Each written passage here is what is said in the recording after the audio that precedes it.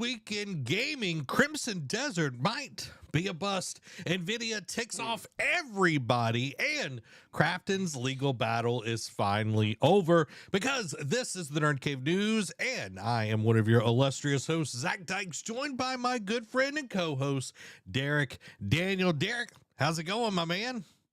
It's going pretty well, man. Another week.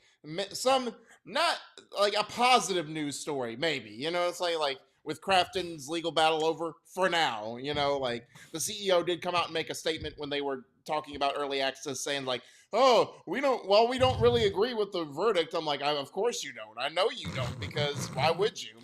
So who knows? They said they are exploring like retrials and everything like that. So for now, it looks like it's a victory, and then we have DLSS and then like some negative stuff, and it's like, but we're getting that out of the way because we'll end it on a positive note tonight. So, but regardless, I'm interested to have these conversations because one of them, we just popped up today ish. So I figured, okay, it's it's because it's the next big game that is out. So we can't wait to dive in and to see what everyone's talking about, because I haven't had time to like look into it at all. Yeah, today it launched. So yeah, and it's been something that I've been really excited to play, and now I'm just like from Gamefly. yeah, exactly. Well, and from what we'll get into it. We'll get into all of that. Guys, y'all let us know how you are doing down in the comments below. Joe says, not sure if it's on the docket, but you guys have to watch the Pikmon game. Pikmon? Okay. It's not on the docket. So is there a trailer for Well, let's see. Let's go to YouTube. The old YouTube. I haven't seen anything. Pikmon. Oh, Pikmon. He spelled it correctly. Okay. Huh. What is Pikmon? Pikmon. Oh my God. Another. Oh my God. This is another. Okay, hold on. Well, is this another Pal World knockoff? Yeah. Oh boy. Yeah. Give me a second so I can pull this up for everybody. But yeah, Derek, while we wait, let everybody know what you've been playing. So I did play some Expedition 33. I did get around to playing something this week. I did finish the relationship quest, like going to fight, because I know, Zach, you're in the midst of battling the first Axon. I actually finished the first Axon. I'm almost to the second. Oh, good. And I beat it. I beat it in one try. Oh, yeah, so did I. So very nice. What did you think of that whole like island, like leading up to it, like the pass, like, because it gives you the options, like you can go fight it, but there's some things, if you go off these paths, things that can lead to it. Thankfully, Kochi, he's one of the viewers on the stream.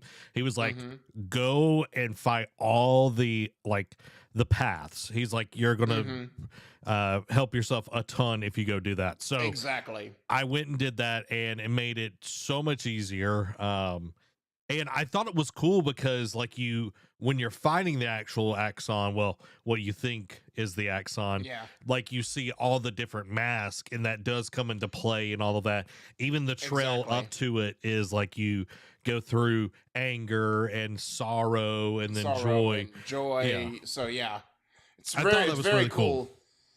But you go to fight the mystery third Axon that you find out about on relationship quest, but it turns into another thing that I won't get into. There is a character that does pop up throughout the story that you finally have, like, I guess, like the epilogue, like closure with.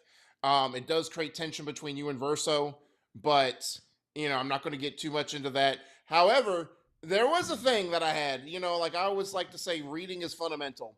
Well, I had updated, I had leveled up my characters, like they're in the high 70s now, right? So I'm thinking, I unlocked all these skills. Let me go through and see. Let me update my skills on like my abilities on my characters, right? So I'm going through, I'm reading, like, because I just read initially I just read the first kind of lines. I'm like, okay, cool, this is what it does. But some of it has like follow-ups, like, oh, can break, or does this if you have this ability, or like, Hmm. these many, um like for Lune. So remember how I said I was complaining how easy it was to break Lune or like stun her? Yeah. So she has this ability called Fire Rage, which do, Yes. fire damage to the entire team, and every time it's Lune's turn, unless she gets hit, she just keeps doing that same attack, and it Hmm. increases in damage. So I read the next, like, it was like the couple lines down, and it says when she does get interrupted, she gets stunned. I'm like, so that's what it was. It had nothing to do with her stats or abilities, or her stats. It had to do with this ability that if I get hit and I don't parry or dodge right, she gets stunned. So I'm like, I'm taking this off because this is annoying the piss out of me. You know what I mean? Like, so Okay, so because I've been using that skill every now and then, but it's like only when I'm like super confident that I can, true. deal with Like, not a the boss enemy. battle. Yeah. Yeah. So because I've had that happen to me a few times where I'll get knocked and everything. So um, I'm glad you figured it out. And reading is Yeah, so key. I figured it out. So now I haven't used her. Well, did I? No, I did use her shortly after that, because I rotate them out as I level up each of my characters, and so I'm like, no, this is nice. This is not. I don't have to sit there and just let her get wailed on. Yeah. So it's been a breath of fresh air to have a proper Lune ability, to use in combat. Dude, for me, because right now I'm going through Serene, I guess that's the second Axion or Hmm. Axon. And because all of them have like cloth and all of that. So like fire Oh is yeah. like so good. So I've got my L, like she's got rain of fire, she's got combustion, and Yes. like just having those to stack. And then I have with CL where you can pick like one of the other people and give them like 4 AP points and it'll switch back to them. And Right. dude, like just feeding that and just it just makes things so much easier stacking all of that. Because and then I got one more. What was it? There was one more that I unlocked on Tuesday that it was crazy. I can't even remember at this point. Um, oh, revenge for Mael. Have you unlocked that Oh, ability? revenge. I don't not So not not not that it's one. a fire ability, and whatever damage she has been hit with in that last term, like it will multiply it. So like you can do some crazy damage. That's Um okay. so it's just like, all right, we'll go for that. And I'm wondering, like, I know a lot of people have interesting builds and all of that, but like I know there's an ability for Mael where she'll take everybody's damage. So I'm wondering Yeah. if you do that and then combine it with revenge, dude, you could Oh, be is it smacking people okay? left and That's right. interesting. Right, and I mean that's interesting because I think Verso has one. No, Verso has an ability that he takes all his allies' status effects. Yeah. Yeah. So, So some definitely interesting stuff. And I know there's a lot more to be done with all of that and everything, but just playing it through the first time, learning more and more. And the Pictos game is also an interesting part of oh it, is yeah. like figuring out all of that. Well, and it's like figuring it out, but once you fully upgrade it, like once you win so many battles in a row and fully upgrade it, it's like you can unlock it. So like you don't have to keep it equipped unless you Hmm. just want to. And then if you just have enough Lumina points, you can just buy it and just have that ability. Like, because like some of mine, man, like I've got it stacked so much with like AP abilities, like with the parry, the dodge, the start turn, that like, what is it? Monoko starts off with like 7 AP right off the bat. I'm just Holy like that. moly. I'm just like, and that's why I started like using some of the higher AP skills. So I'm just like, I got this. Like, I can just Yeah. spam it, and then if they especially for enemies that do like team attacks, I'm just like, oh, I can just rack this right up, baby. Let's go. So yeah, like a lot of my teams start off with it. I think I have it to where now like none of my team starts off below, like once it gets to their turn, 5 AP points. Oh wow. Okay. That's pretty dope because most of mine are starting around 4. I want to say there are Yeah. some that start with 5. Um, one of the things that I like is there's a double burn Pictos, and Oh yeah. that helps so much, especially with like the build that I'm going with right now and everything. So There's one, I think you find it in Serene's thing, but you'll find some enemies that hit you with the charm. yes, There's one Pictos that's anti-charm that makes you immune to that. yeah, I got that one. Yeah, her area is very interesting, which I'm excited Yeah. to play more of it on Tuesday and jump into that. But dude, I'm thoroughly enjoying Expedition 33, and Mm-hmm. I like I want to play more and more of it. Like that's the one thing about like having a game that I play just on Tuesdays. It's like I I'm know, having because to you gotta wait for wait it. a week. Yeah, because like even with like Ghost of Tsushima, like I could do like side quest or like go Right. get hot springs or whatever, but like with Expedition 33, it's a little bit harder to do that with. Now having SKA's like second rock, I can go back to like certain places and fight some of the enemies that I avoided. There's like one boss Right. early on that you can avoid like after you do the beach and everything. So Mm-hmm. uh, I could do that, but do I really want to do that? Not really. Yeah. But that has been pretty much what I played. I did play a good bit of Death Stranding 2 over the Mm-hmm. weekend. Just pushing some stuff forward on that. And one of the things that I really love about that game, I was thinking about it in the shower the other day, is that you'll be playing a game and like a Mm-hmm. piece of music comes up and you're just like, man, I really wish I knew what song this was. I really enjoy this because some games do pull like music that's not just written for the game, Right. but it's like, oh, I don't know what it's called. But Hideo Kojima literally is just like, hey, I trust you to be you know, you to like not get so confused and like pull this out of the world and everything. I'm going to tell Yeah. you what the name of this song is.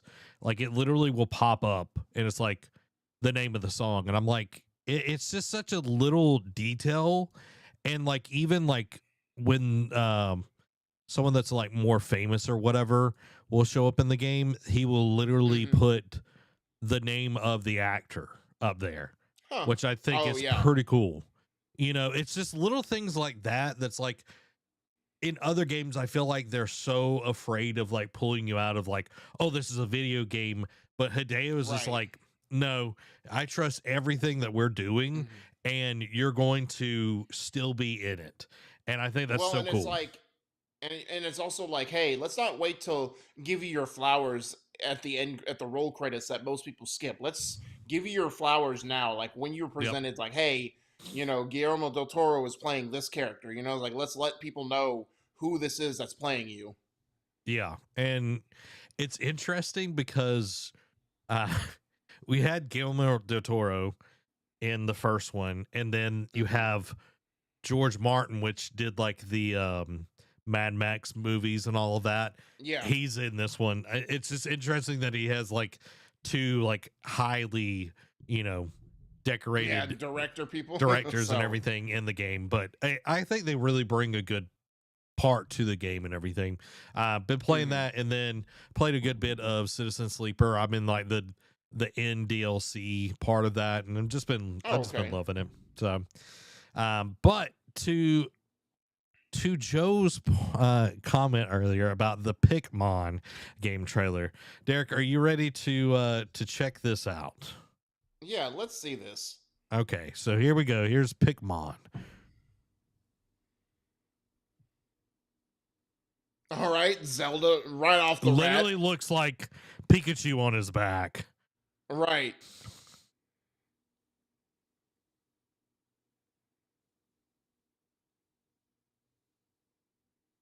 Keep an eye out for the background. Oh, that's Breloom for sure. Oh, he said there's no video audio. No, that'll be all right. Yeah. Bunch of Swampers. I mean, that looks straight like Link. Let's be fair. Yeah, Pikachu, With a hairdo. and then you got like the cows from Mario Kart. Oh my god. Card captor. Moltres. Yeah.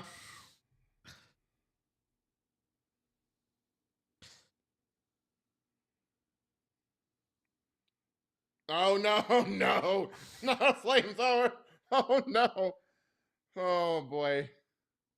Now we got our rocket launchers.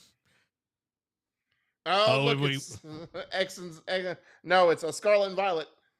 Yeah, with the Akira slide. Oh, Right. is that Roadhog? Oh They're boy. not just stealing from Pokemon, they're literally stealing from Overwatch now too. And Link.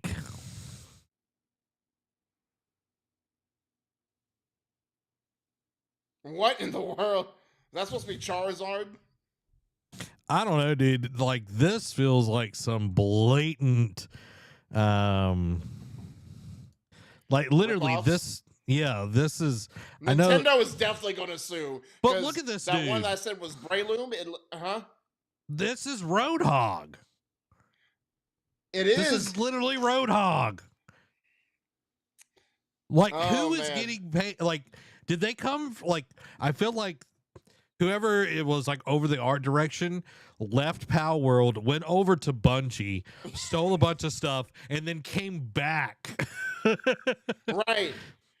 I mean, what? Nintendo's definitely going to sue because, like I said, that one that looks like Breloom, like the face, like almost looks in like the little mushroom top hat, almost looks exactly like Breloom, or pretty much is Breloom. So, that one pretty much looks like Breloom, almost a 1-for-1, just different coloring. And I'm just like, Nintendo is definitely going to sue some people. Yeah, like this. And again, this is the people that made Pal World. Yeah, because, and it's like, did you not? And then of course you got Lucario back here. Did you not learn last time? You know, I feel like it's how many times we got to teach you this lesson, old man? Exactly. Dude, it feels like they're just poking the bear. Maybe right. And I was literally about to say, I'm like, Nintendo tried to sue them last time for Pal World. They didn't fall through, and now they're doubling down, and they're like, you know what? We're going to really push the envelope. You know, like, we're going to really get under you guys' skin. I don't know, dude. Like, it. And I know that there's a Pokemon that looks just like that as well. Dude, it just feels like, I don't even know. Yeah. Pal World was made by Pocket Pair. Well, there's literally this elephant thing is from where is it at? Pal World. Like, that thing is literally from Pal World. I don't know. Is this not made by Pocket Pair? Let's see. Pikmon coming soon. Pokey Game Network. Oh boy, dude, they are playing. They are playing with fire over here. I wonder if this is like a subsidiary or something, and they're working with them. You know what I mean? Like yeah, it's like, oh, well, we'll give you our whatever, and you make another game while we keep working on Pal World. It just doesn't make a lot of sense, to be honest. I don't know. Woof. You think they would learn, but they don't. They don't. No, they never do. Well, Derek, that's what we've been playing. That is whatever that was, Pikmon. Man, it's like at least Digimon. Like I know that was always like, oh, Digimon's just a rip off of Pokemon. It's like, no, it's Yeah. totally different. It's totally different. Joe's like, I know you Yeah. guys would love it. Oh man. Derek, I think I finally figured it out as well. The Figured out what? the comments that it would actually Oh, work. look, why did you say it out loud? Because now you're going to jinx it. Yeah. Well, yeah. Lawsuit speed run edition. Yeah. All right. Well, let's get into the gaming discussion of the evening. Before we do that, real quick, I need to change the title of this first one because we did switch it out. So let me do that real quick as I type it up. We're going to be talking about Crimson Desert, guys. Yeah. A game that Zach was interested in. Like, yeah.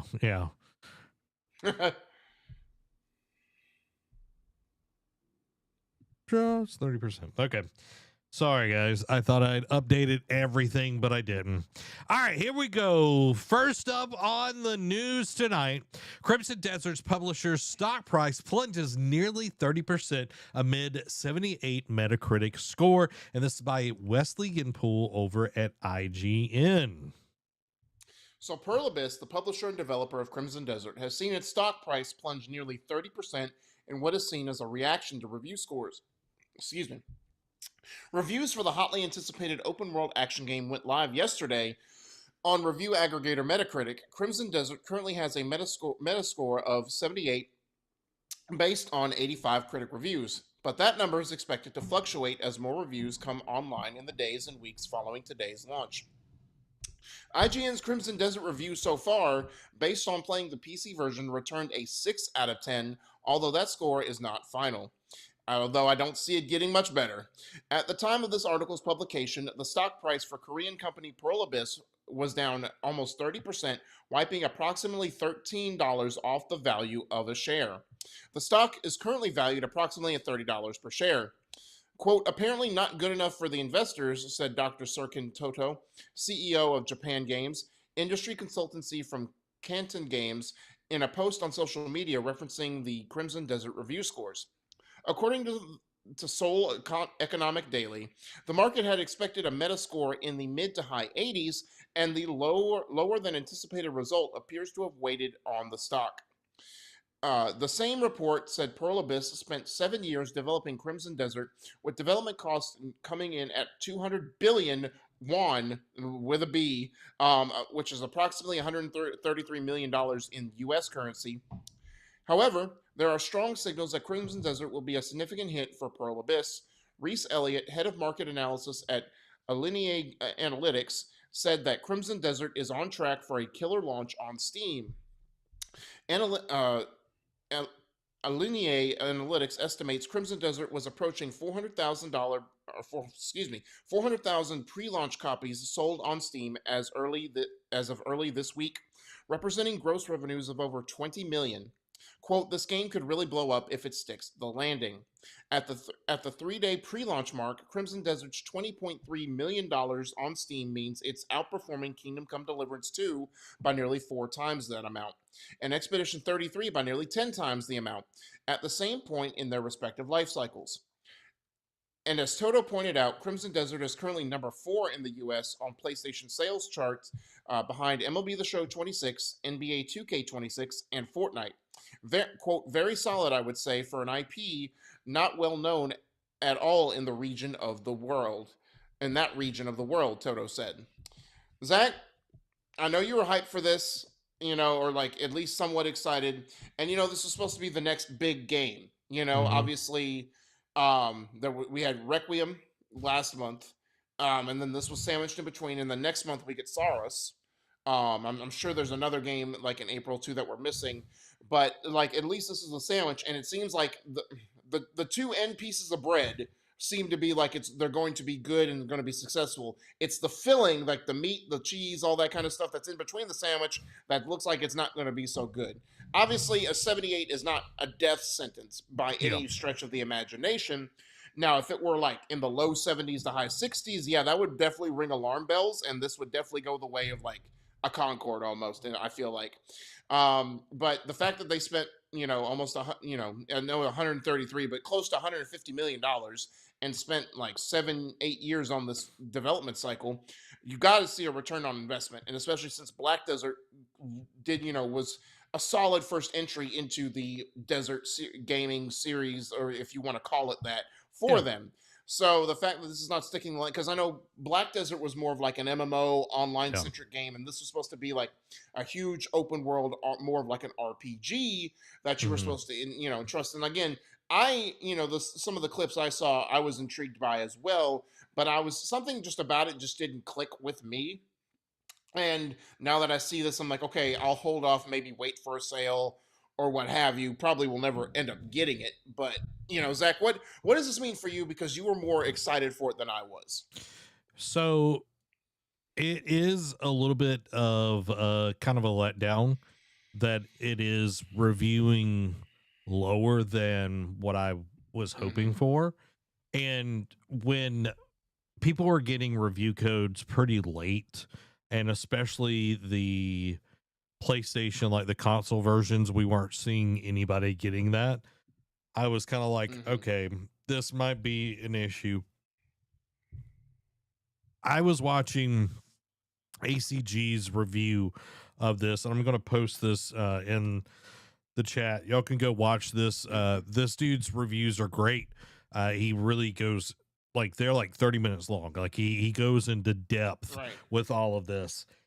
Um, and what he does, instead of a um number score, it's a buy, wait for deep sell, or avoid.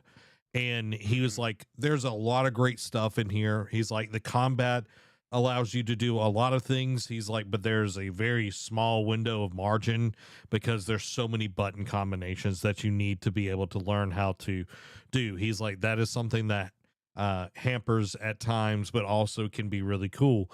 And he's like, the world is amazing, the world is vast. Like, he's like, that is one of the big bright spots of the game, is like they really did build out this dynamic, ever evolving world. It's not just like uh generated, it's like literally Mm-hmm. crafted. And like he was like, I really enjoyed the world. And he goes on to talk about the things that kind of hamper it, is that the the combat is one of the issues.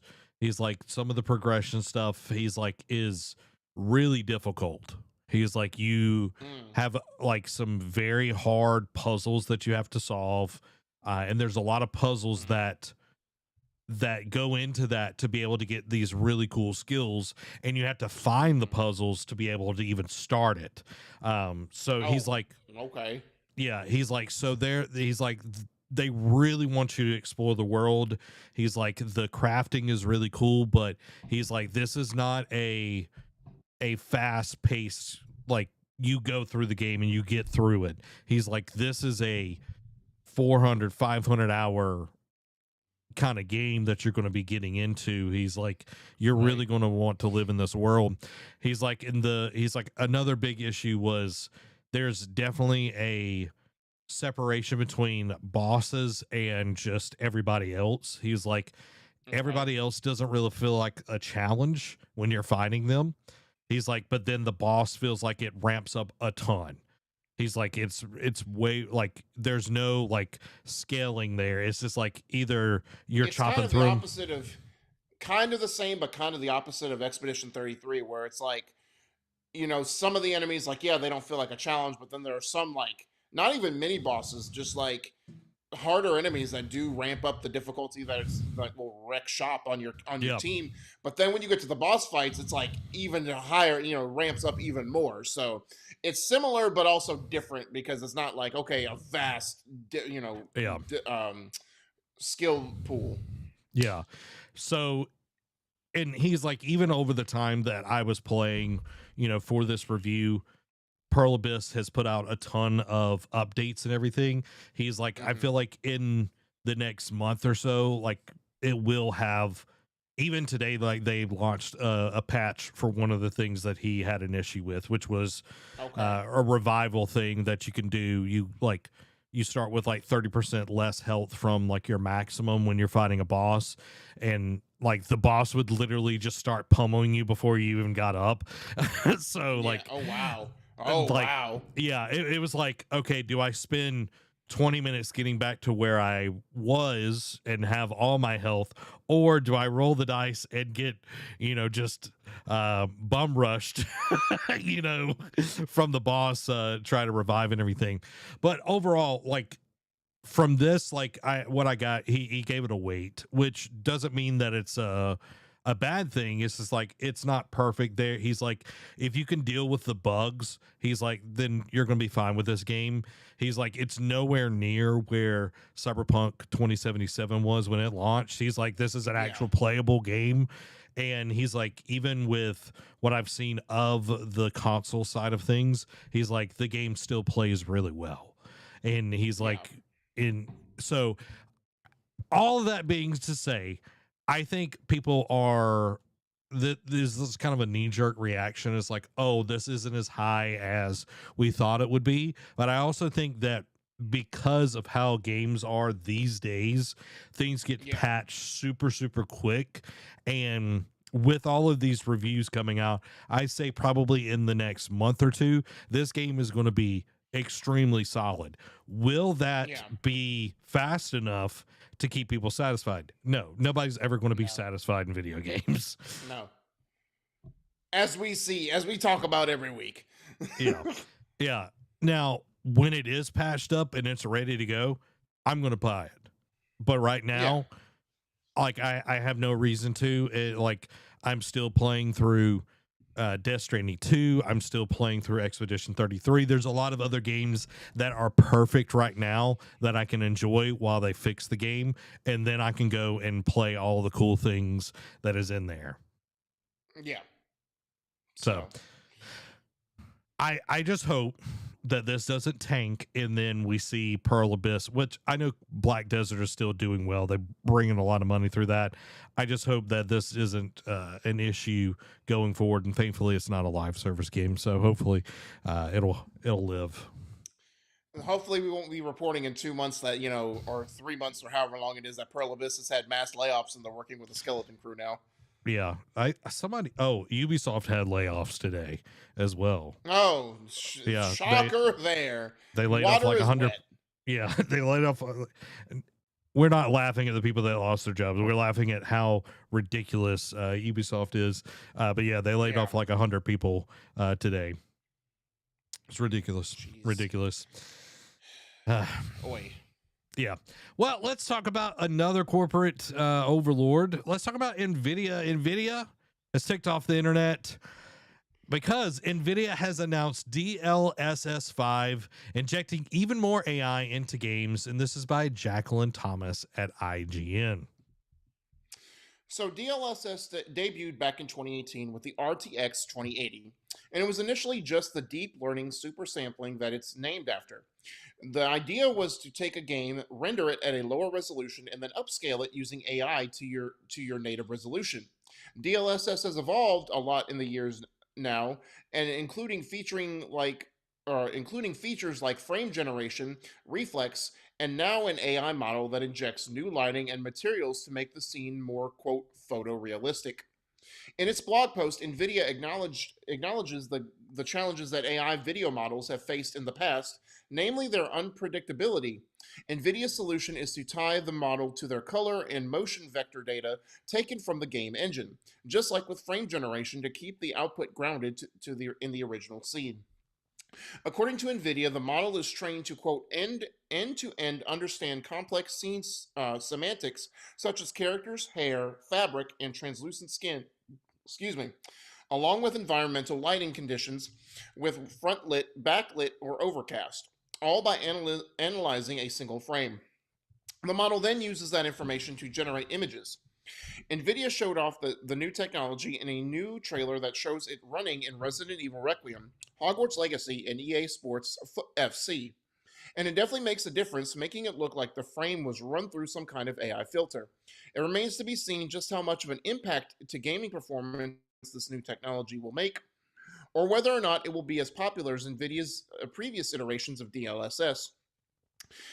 NVIDIA hasn't released an exact release date for DLSS 5, but it will be coming sometime in the fall, starting with games like Aeon 2, Assassin's Creed Shadows, and Resident Evil Requiem.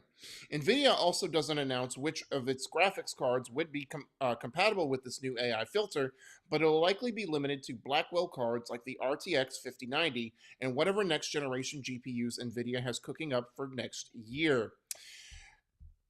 Zach, you know, I get, again, we have said ad nauseum that AI as a tool, is, to help like put the finishing touches on it is good. AI to do what this is going to do is not the answer. And I know Roger Picorni, on Kind of Funny has said and I think he's spot on with this is going to be a way to this is going to be like the lazy argument to basically like make all this art and like basically push real artists out the door, like replace them for this, and basically make like I forget how he like the roadmap he went down exactly, but basically said they're going to basically run this to make to where all games look like this, and it's like, see, we can make it better, or like it was basically a whole rabbit hole. I don't know if I completely agree with it, but he does have some valid points, and some of it just doesn't look as good. Like some of it actually changes. Like I don't pay attention to a lot of character models, but apparently Grace Ashcroft in Resident Evil, like she has just completely like blonde hair, but when you turn on DLSS, it makes it seem like she has dark roots, and Roger's just like, yeah, she doesn't have dark roots. What is this thing doing? So, and some of it also looks like you could definitely tell like it's almost definitely AI generated, and it makes it almost look kind of bad. Like Leon's shot looks pretty good, but like the Grace one almost kind of looks a little weird. You know what I mean? So, what is your take on all this? Yeah, like I've got it running right here. And Leon, the thing that gets me about this is you look at this and it feels like, okay, yes, it looks like a video game. Guess what? These are video games. Okay. Right. It looks like an art direction. This, on the other hand, doesn't look like an art direction. This looks like an amalgamation of everything. Yeah. Leon doesn't even look like Leon. He looks True. like he's like he goes from they take somebody said this on TikTok. I can't remember the dude's name. It's like we go from Leon to Leon. Like he's like goes from, you know what I mean? It's like it doesn't like even the feel. Temu version. Yeah, it's like it doesn't even feel like Leon anymore. And then this lady, it's like, yes, she's old, but why you got to do Granny like this? Because it's just like I know. Like make your old more wrinkly. I'm like, come on now. It looks like when you over emphasize details on a picture and it makes people look papery and just disfigures things, and it's like, well, there is more detail, and it's like, but do we need that detail? The only one that looks like anywhere like okay, Starfield here looks fine, because this, like, my God, okay, that looks fine to me. The next one though, where they show the people in the mine at the very beginning, it's like, okay, you've got like they look perfectly fine, these models, because these are literally the first people you see. And then this just looks like AI slop. Like this looks like stuff that we see on TikTok all the time. It's just like they look plastic, and I'm like, no. Now the EA Sports thing right here, that looks good. But okay, it does look, I'm not saying it doesn't look good. And for like highlight replays, it will look good. But the actual gameplay is like the top down view watching the Yeah. player. So it's like, how much will you actually get to enjoy it and be immersed when you're like doing like the godlike view? You know what I mean? Like, Yeah. it's how much will you get? Will that make a difference? Yeah, exactly. It's like you're definitely I feel like they're just trying to homogenize what all games look like, and Yes. that is a problem with me because every game has its own art direction. What Death Stranding looks like doesn't look like Resident Evil, and what Resident Evil looks like doesn't look like Ghost of Yotei. But if we throw this all into everything, it's just going to look like the same stuff over and over and over. Bane says, ew. Boom. If you had thought launching unfinished games was bad before, just wait. We haven't seen anything yet. Facts. Yeah. Oh my god. Who approved this? Well, we're about to get to that. We've got another. We've got 3 parts to this one. The NVIDIA CEO responds to the backlash, and this is by Jacqueline Thomas at IGN. In the subtext, in the next chapter of CEOs say the stupidest things, we've got the next chapter tonight. NVIDIA just announced DLSS 5, an upcoming iteration of its AI software suite for graphics cards at GTC 2026. However, there has been significant backlash due to the changes it seems to make to a game's aesthetic. But NVIDIA CEO Jensen Huang disagrees. At a press Q&A event at the GPU Technology Conference, Jensen Huang took a question from Tom Hardware's Paul Alcorn about the backlash to the technology, saying that, quote, well, first of all, they're completely wrong, while reiterating that control over the implementation remains with the game developers.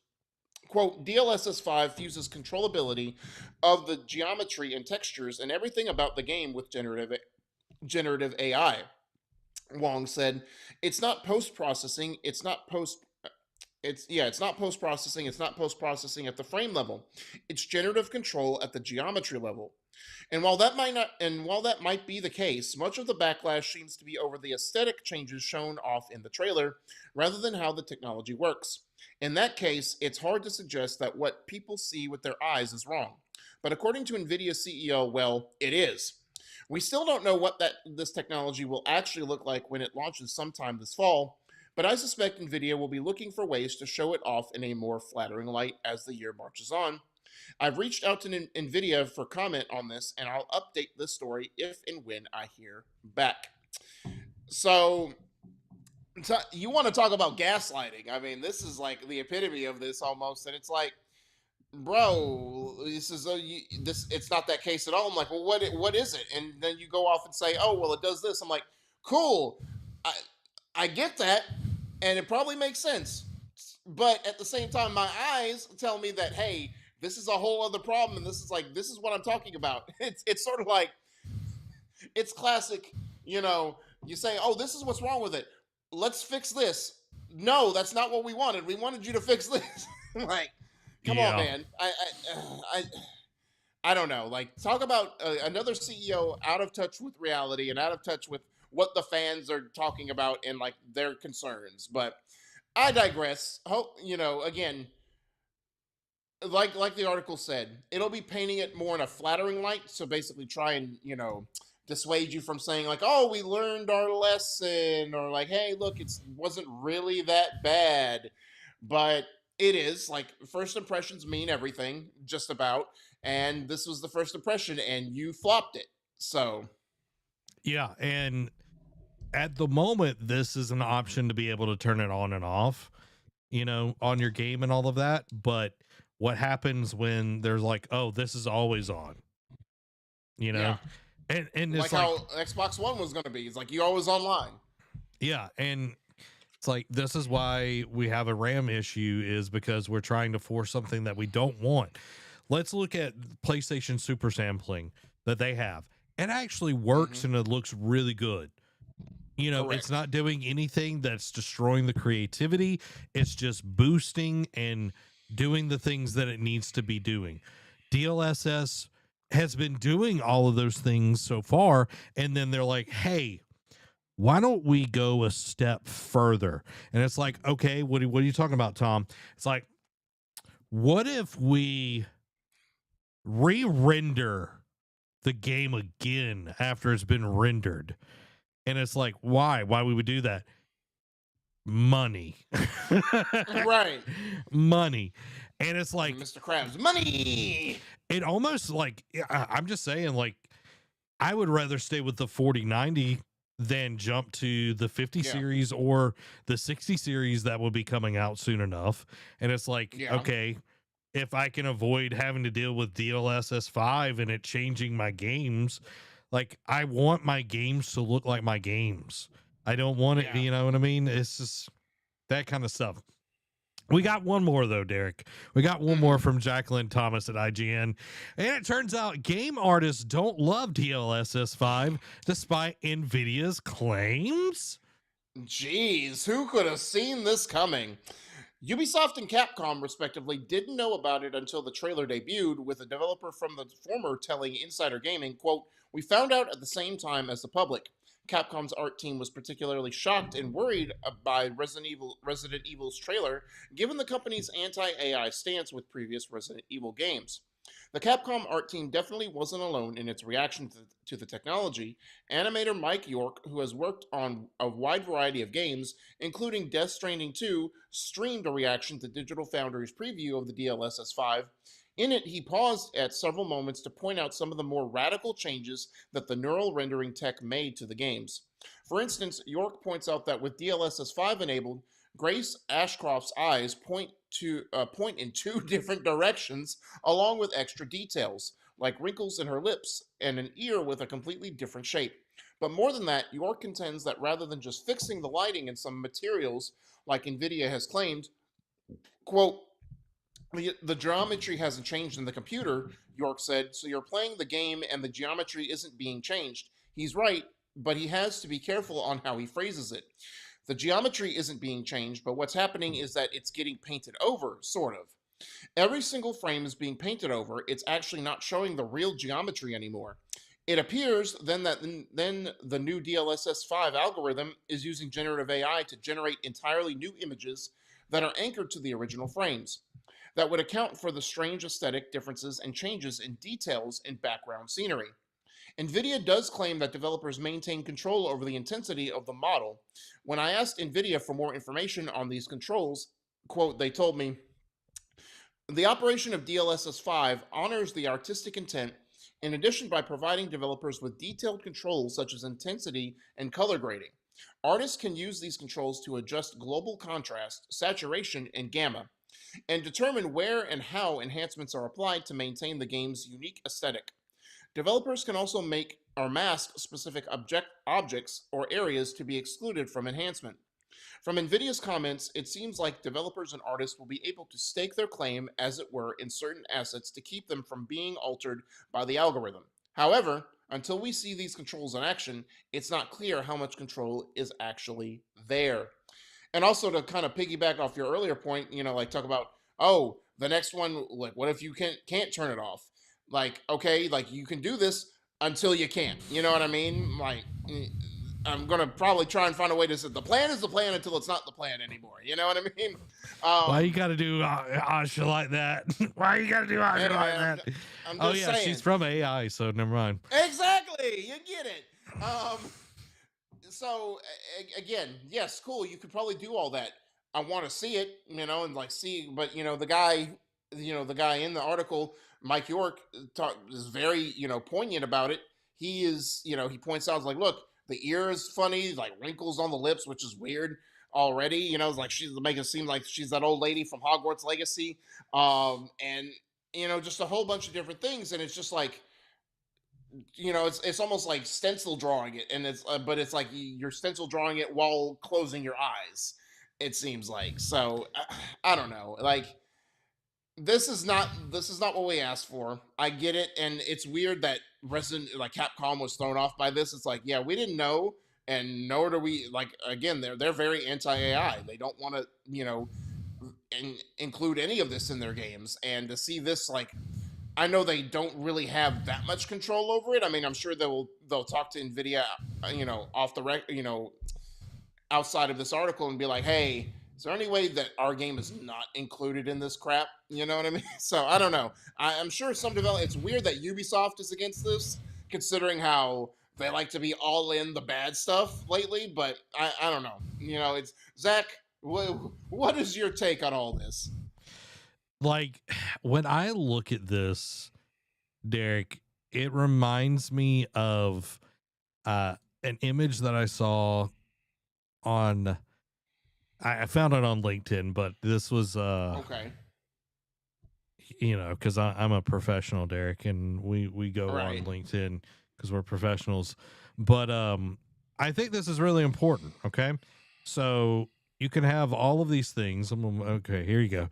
How to spot AI images. Boris Johnson train fake. Okay, fuse dangling ceiling hooks. A physics fail. Matured church spire. Wrapped in melting background, deformed blobby sheep, animal glitch, distorted Apple logo. You're looking at all of these, a random glitch over here. But then you look at his hands, Derek. Their feet. Yeah, exactly. That's what we're getting ourselves into here. You're looking at all of these other issues, and it's like he's got feet hands. Derek, oh boy, he's got feet hands. Okay, like this is what we get ourselves into, Derek. Oh God, yeah, we're living in the worst timeline right now. we are. Joe brings up a good point. Go to the Louvre and grab the Mona Lisa. Turn on this DLSS 5 for it. If you can go into the Louvre and get the Mona Lisa without getting arrested or beaten to death, good luck to you. Well, it's like, okay, we're going to take, you know, essentially the most famous painting in all the world. Correct. And we're going to run it through AI. Right. Like, it's like, because, why? Yeah, it's like, yeah, because the master that painted it, I think it was Da Vinci that painted that one. Yeah. Yes. It's like, oh, it's not good enough. This program that's been trained on his art is going to do a better job. It's so stupid. It's so stupid. No, they're gonna word style it. It's actually like, look, we can make it look updated and improve the quality of the image because this is like more pixels, ancient art. More pixels. Right. They're gonna throw that, but it's like it's a physical piece of painting. There's not pixels in the painting. It's gonna generate, and her mouth is gonna be where her ear is. Yeah. Again, I'm just saying, Derek, the whole this, you know, yeah, the foot hands, God. You know what I mean? The foot hands. Oy, I hope everyone has nightmares about the foot hands tonight. Woof. Woof. This is the kind of content that you get here at the Nerd Cave, everybody. Make sure to hit the subscribe button. Make sure to hit that like button because AI will take over. It will wrap your brain. It will influence you. It will take everything that you love. But the only way to combat Skynet is by hitting the like button right now. Do it. Do it. I'm waiting. Okay. I saw someone hit the like button. Do it. There we go. Another one. I just saw you hit it. Well, thank you. You're fighting back. You're making sure AI knows that you're safe here. This is a haven. Okay. This is like our little woodland forest. Another one. Guys, hit the like button or Arnold Schwarzenegger will come after you and say, your name is John Connor. Get to the chopper. Yep.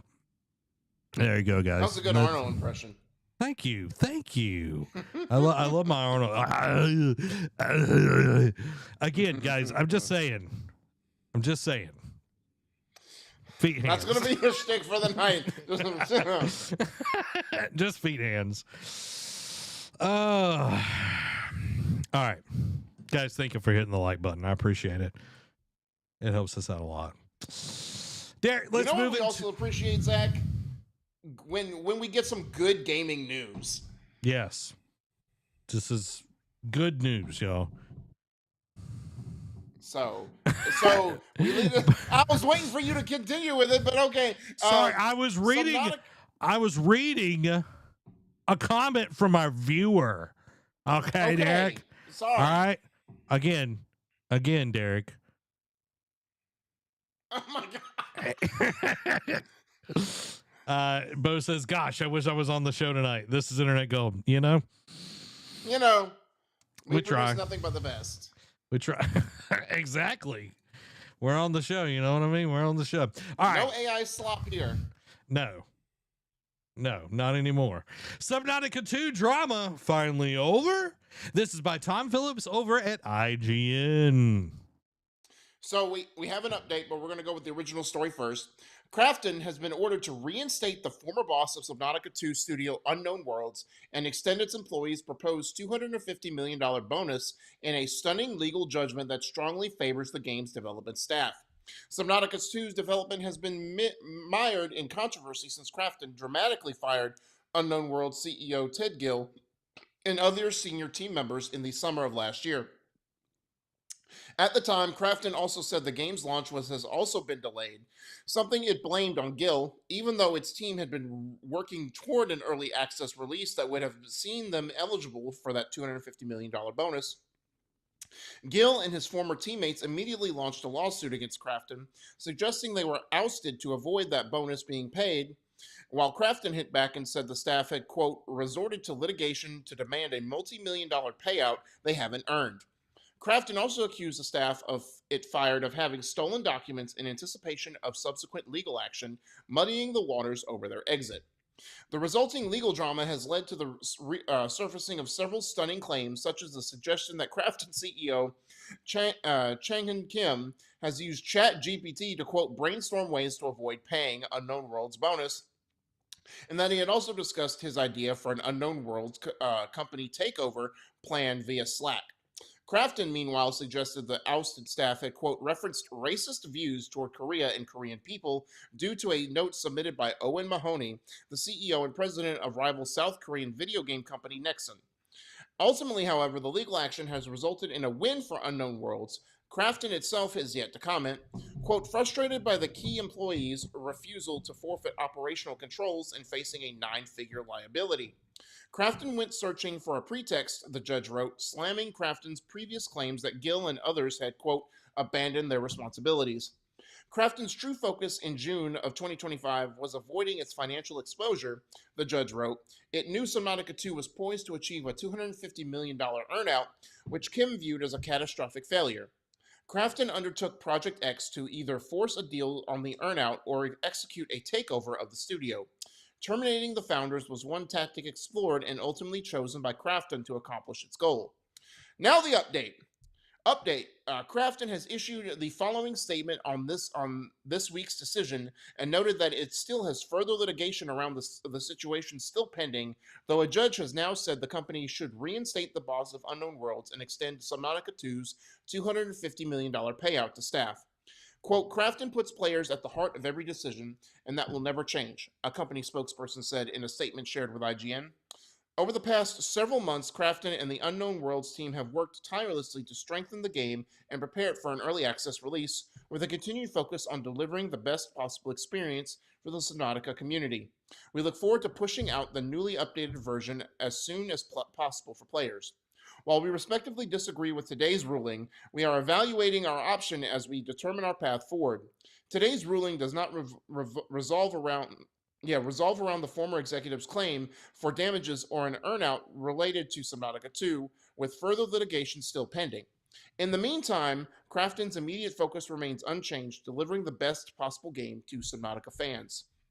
And Zach, starting with this, there's finally some light at the end of the tunnel. There's finally a victory that we can celebrate, you know, whether it be a small or big, like especially since the beginning of this year, we reported on nothing but mostly negative news, and it's great to see a win in this column because, you know, I was thinking back to when I saw this article break. I'm thinking, man, this has been going on for a while, because I remember we reported on this for like a good month or so. Like, I mean, it was because there was updates that kept coming out. And, you know, I forgot about the CEO used ChatGPT to figure out how to not pay the buyout. I'm like, what are we doing here, man? Like, oh, it's so cringe, and it's like, it was so bad and it got so dirty. But I'm glad that, you know, the people, the boss is getting reinstated. that they're going to meet that $250 million bonus. It's going into early access, but they had to get one final petty jab, and it's like, well, we don't agree with the ruling. I'm like, I bet you don't agree with the ruling, you jerks, because you got caught with the hand in the cookie jar and you got punished, and you were surprised that you got punished. It's like, come on, guys, like, let do better. Can't hear you. They should be doing better. And I just ran the statement through an anti-bullcrap detector. You want to hear? You want to hear what they actually meant by the statement, Derek? Yeah. Through the anti-bullcrap detector? Okay. What they actually mean. We just lost a court ruling involving the former Unknown Wars executives we got rid of, and we need you to think about it literally anything else right now. The game has been in rougher shape than we would like to admit, and we've been scrambling to get it ready for early access. We're pushing it out as soon as we can because we need the goodwill. We lost in court today, but we're not going to say that directly. Our legal team is figuring out whether to appeal or just take the hit. And by the way, this ruling doesn't even cover the big money fight yet. The former execs still want the damages and their cut of Subnautica 2 revenue. So there's a whole nother round coming. But seriously, please just focus on the game. We're begging you. Yeah, I'll say, look, here's the game that you finally want, and it's like, cool, like the game's out now that you finally rectified your ignorance. But also, it's like, we're not going to say anything, but you literally just said while we don't agree with the ruling. I'm like, so you did say that you didn't Yeah. Come on, guys, we're arguing semantics over here, but it's so I'm glad someone stuck it to the big guy for once. You know what I mean? Yeah. And hopefully they do see that $250 million payout. Something tells me that the Krafton CEO is still going to find ways to disperse this, or find a way out of it. They'll get creative. He'll go to Chat GPT, or no, he'll use DLSS 5 to uprender and generate a better result for how to get out of this $250 million payout. Derek, it's time. It's time. Here we go. Here we go, everybody. Here's my prediction on Krafton and all of this. They will not get reinstated. They will get a payout. Hush money, because that's just how it works. Yeah.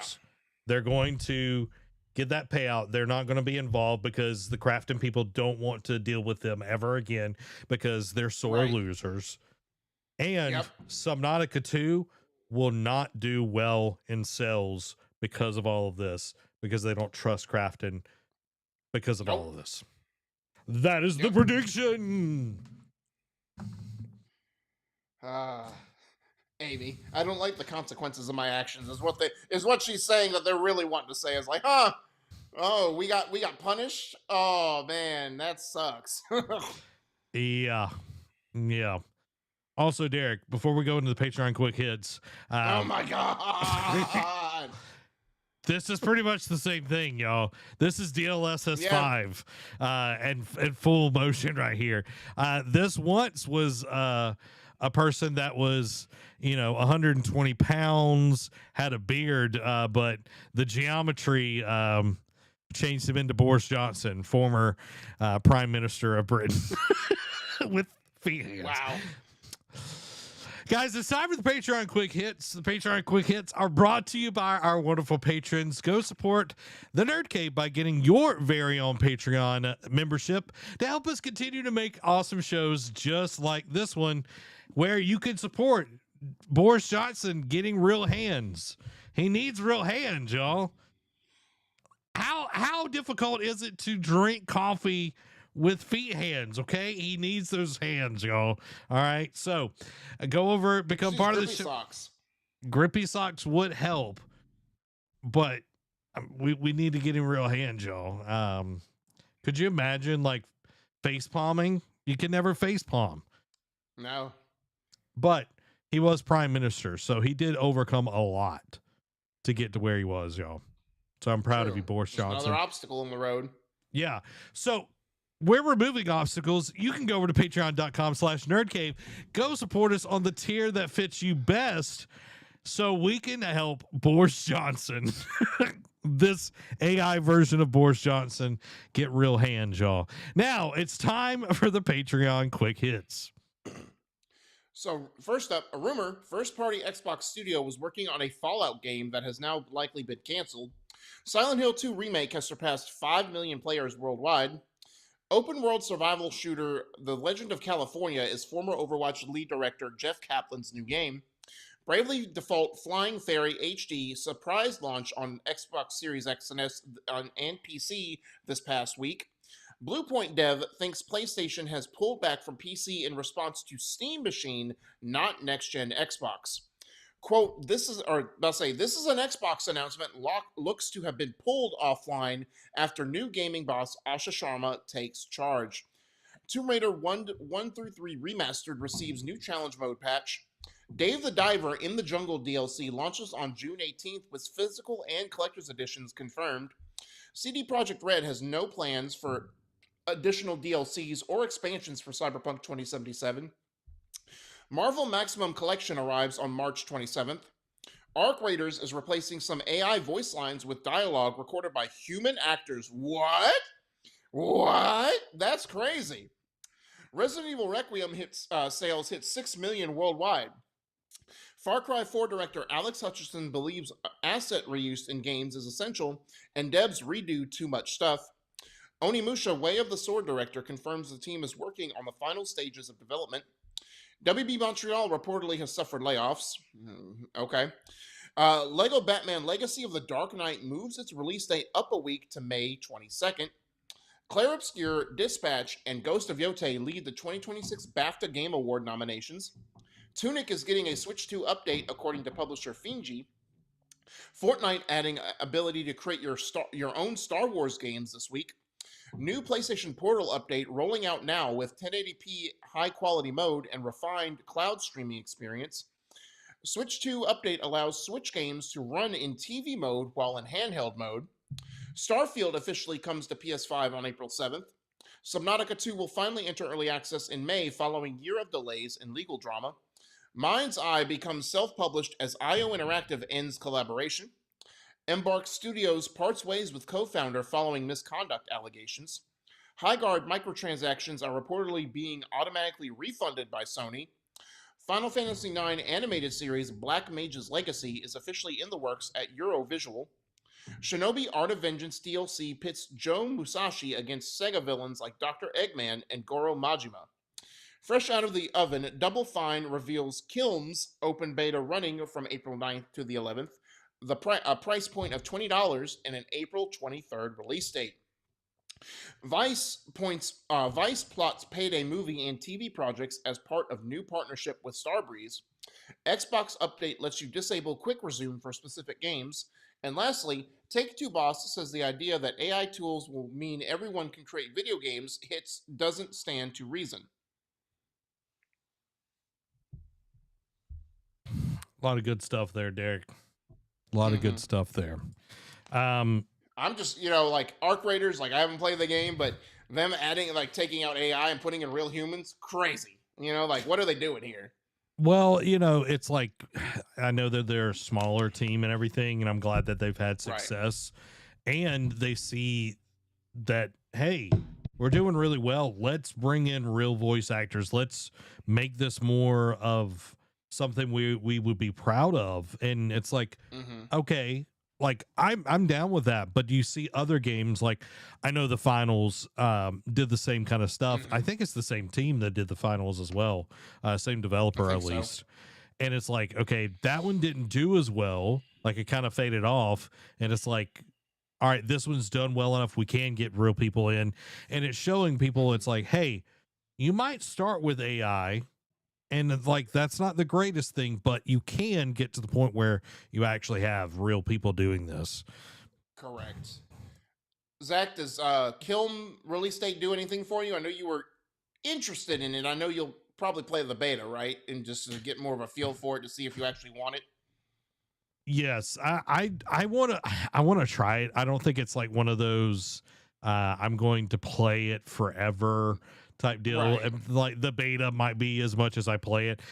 I will be. It would be funny if I play more Kiln than I did Marathon. That would be funny.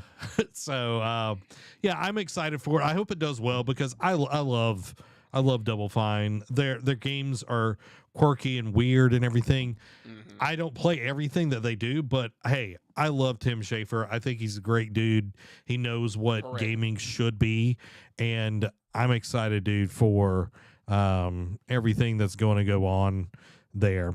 So yeah, I'm happy. I'm a happy man, Derek. Are you a happy man? Or are you a happy meal? Now that no, I've already eaten, so I'm a happy man. You were going to say something though. I don't know. Probably some shtick that we've gone on throughout the night. So it's not important. It's not important, Derek. No. How dare you? How dare you say something? Well, I don't remember it. Is what I'm getting at. This is what I deal with, y'all. Okay, can't keep the shticks, straight and all of that, and I'm over here trying to keep the fort down. You know what I mean? I'm trying to make everything happen, and I got Derek Just over here. Put DLSS 5 on me, then we don't have to deal with my idiocy.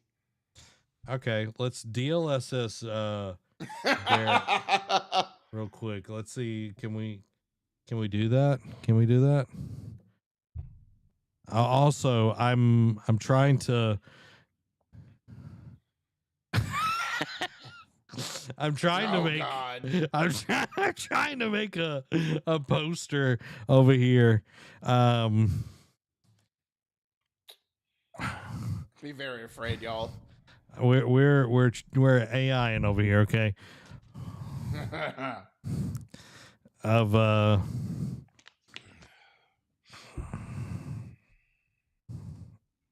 Boris Johnson, because we want to give him real hands, y'all. Okay.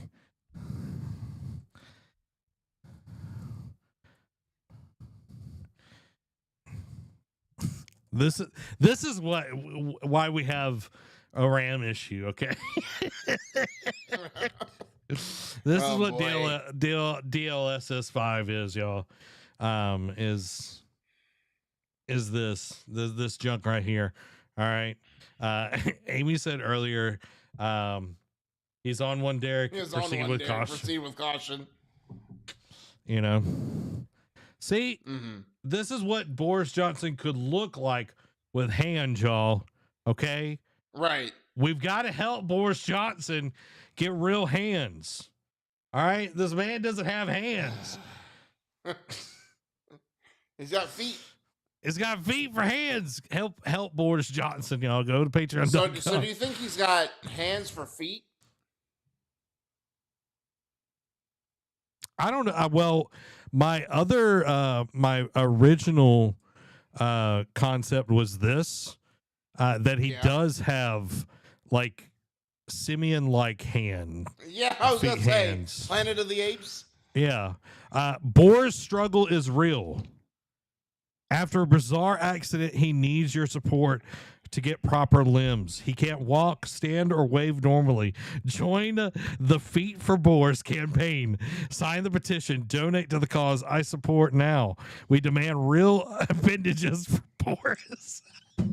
Justice for Boris Johnson. Get hands, not feet.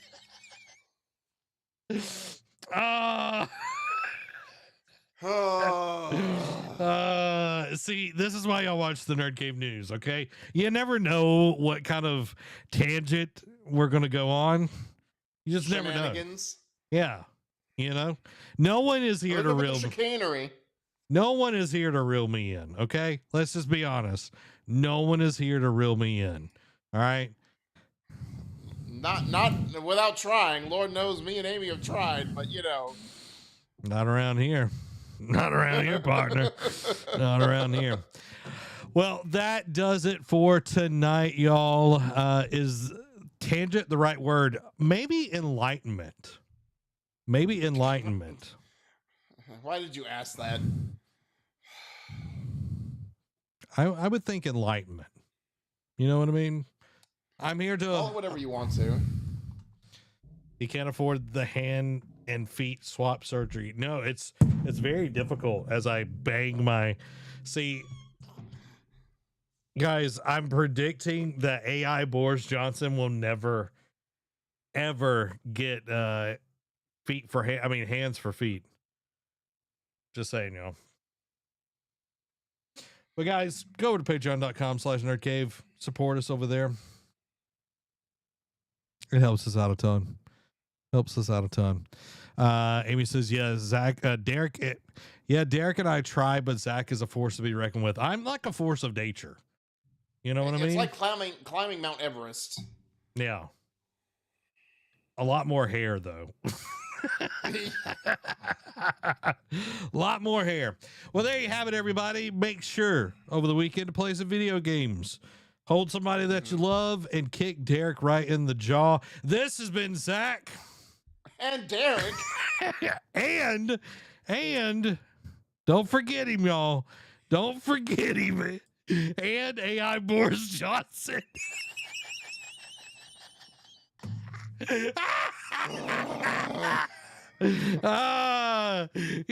Y'all have a blessed week. Bye-bye.